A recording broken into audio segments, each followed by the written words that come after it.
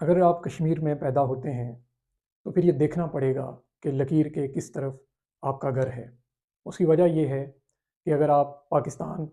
इंतज़ाम वाले आज़ाद कश्मीर में पैदा होते हैं, तो फिर आपके सामने 2-3 रास्ते होंगे। यानी आप प्रो पाकिस्तानी भी हो सकते हैं, आप नेशनलिस्ट भी हो सकते हैं और आप कुछ भी नहीं हो सकते। ये जो कन्फ्यूजन है, जो हमारे यहाँ पाई जाती है, आखिर उसकी क्या वजह है? हम एक ऐसे खित्ते का हिस्सा बन चुके हैं जो आलमी मंडियों के लिए एक खेल है, एक मंडी है, एक बिज़नेस है। इसी तरह अगर हम मकबूजा कश्मीर यानी जम्मू कश्मीर जिसको इंडियन ऑक्युपाइड कश्मीर कहते हैं, हम वहाँ देखें तो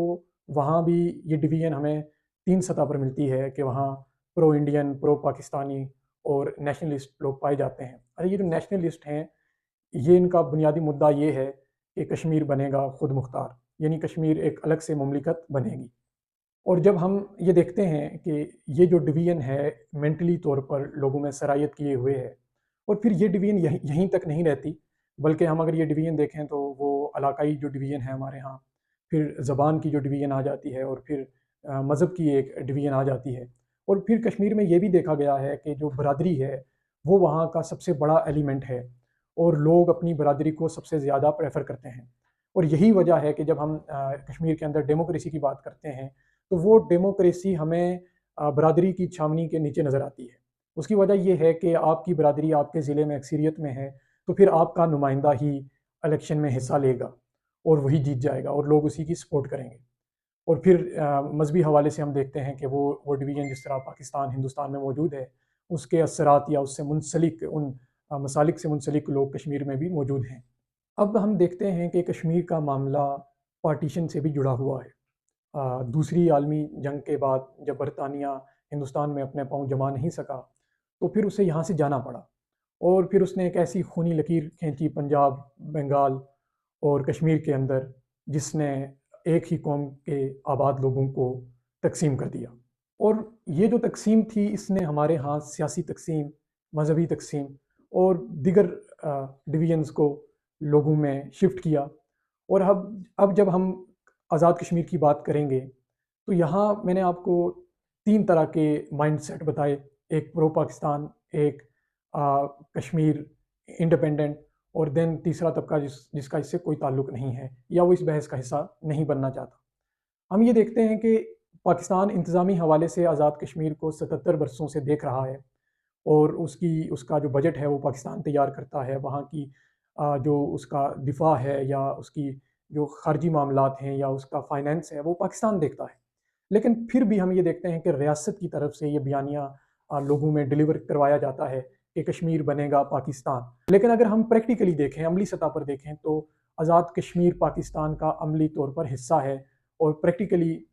उसके तमाम अदारे, पार्लियामेंट, वो सब चीज़ें पाकिस्तान के अंडर आती हैं। लेकिन फिर भी इस बयानिए को यहाँ चलाया जाता है। ज़ाहिर है उससे एक सियासी जमात का किचन चलता है या दिगर सियासी जमातों के किचन चलते हैं और यहाँ से कुछ अदारों को फ़ायदा होता है। तो जब आप प्रैक्टिकली इस मुल्क का हिस्सा हैं, तो फिर कौन-सी आज़ादी हमें चाहिए? फिर क्या हमें इस पर सोचना पड़ेगा या रियासत को इस पर दोबारा से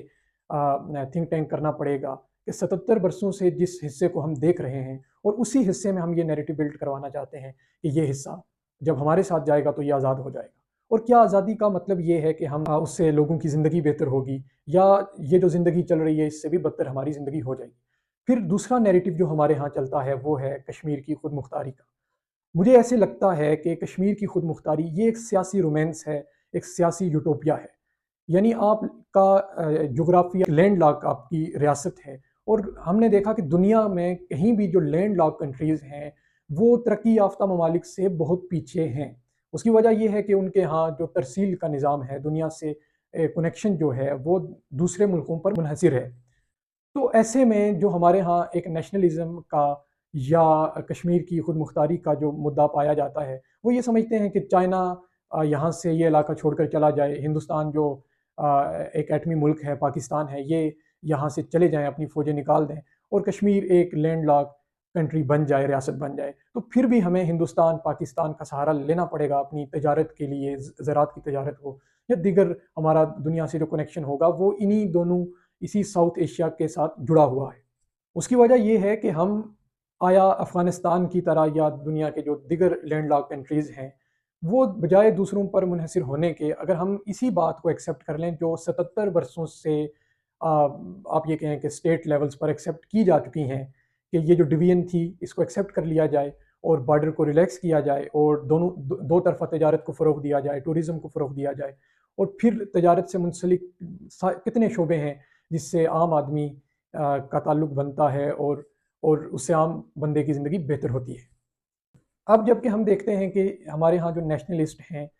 वो ये इस यूटोपिया में हैं कि ये जो 3 एटमी कुव्वतें हैं वो विड्रा कर देंगी और हमें आज़ादी मिल जाएगी। तो ये ऐसे लगता है कि हम लाखों इंसानों की कुर्बानी देकर एक रियासत बनाएंगे और दुनिया में ये देखा गया है कि कोई भी इनकलाब जो आता है वो इनकलाब जज्बाती लोग लाते हैं, वो इंटेलेक्चुअल्स नहीं लाते, वो एक पागलपन के लोग लाते हैं।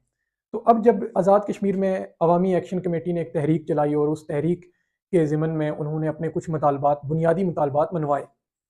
और उसमें हमने देखा कि एक लोगों के अंदर एक मोटिवेशन थी और लोगों को एक मौका मिल गया कि वो रियासत के ख़िलाफ़, रियासत के इदारों के ख़िलाफ़ और रियासत की फोर्सेस के ख़िलाफ़ ना सिर्फ उन्होंने डंडे उठाए या उन पे पथराव किया, बल्कि मेंटली भी लोग फ़िक्री सतह पे भी उनके बहुत मुखालिफ हो गए और लोग ये समझते थे कि अब हमें जो नेक्स्ट शिफ्ट लाना चाहिए वो आज़ादी की तरफ लाना चाहिए। तो मेरे ख़्याल में यहाँ तक हमारी जो बेसिक लेवल पर ये जो इंटेलेक्चुअल चेंज आया कि लोग बजाय इस यूटोपिया से निकले कि हमें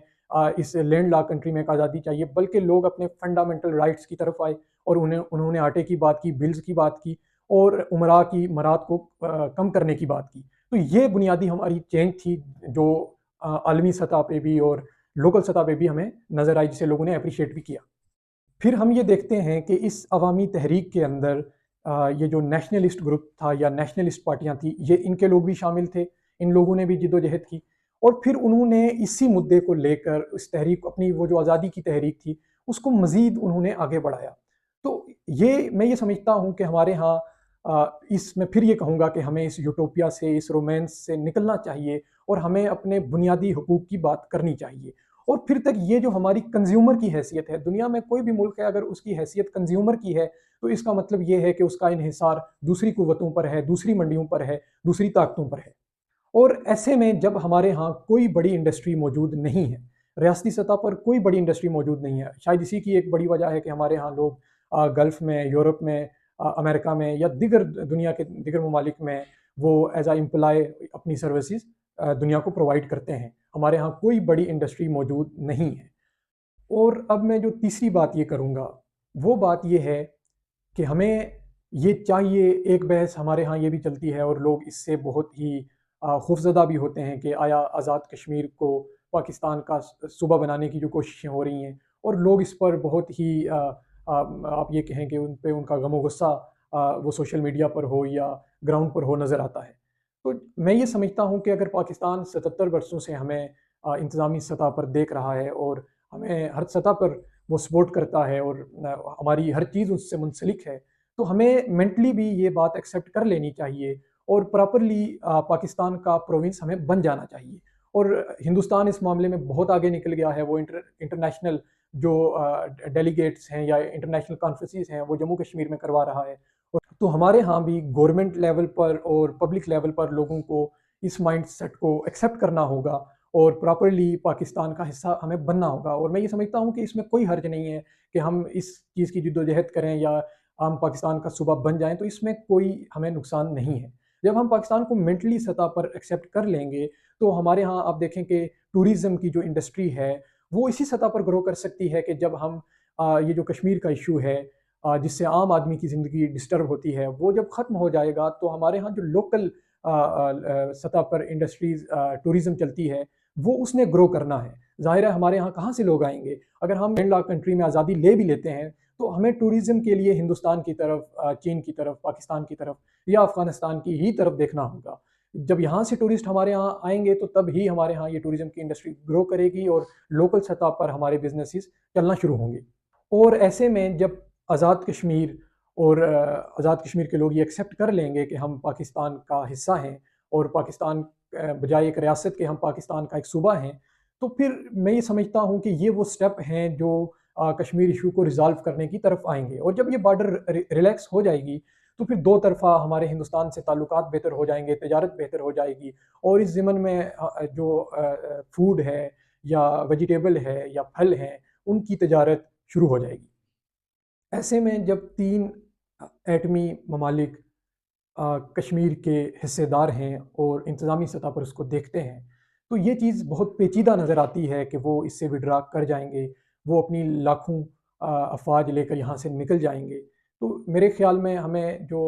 प्रैक्टिकली या अमली सतह पर चीज़ें हैं उसको एक्सेप्ट करके हमें आगे बढ़ना होगा और अपनी ज़िंदगियों को बेहतर करना होगा। और हमें पाकिस्तान के साथ इंज़माम की बात करनी होगी सूबे की सतह पर, ताकि हमारे यहाँ टूरिज़्म या दीगर सतह पर इन्वेस्टमेंट आ सके, लोग वहाँ आकर अपने बिजनेसेस करें। और जिस तरह हिंदुस्तान के अंदर, हिंदुस्तान जम्मू कश्मीर या श्रीनगर में वो जो उनकी फ़िल्म इंडस्ट्री है बॉलीवुड की, या दीगर उनके यहाँ पंजाब इंडस्ट्री है या साउथ की इंडस्ट्री है, तो वो वहाँ फ़िल्में बनाते हैं और वहाँ अपने बहुत से एक्टिविटीज़ करते हैं। तो ये मामला हमें आज़ाद कश्मीर में या गिलगित बल्तिस्तान में बहुत कम नज़र आता है। तो हमें चाहिए कि अब हमें आगे बढ़ना होगा और इस सतह पर चीज़ों को सोचना होगा।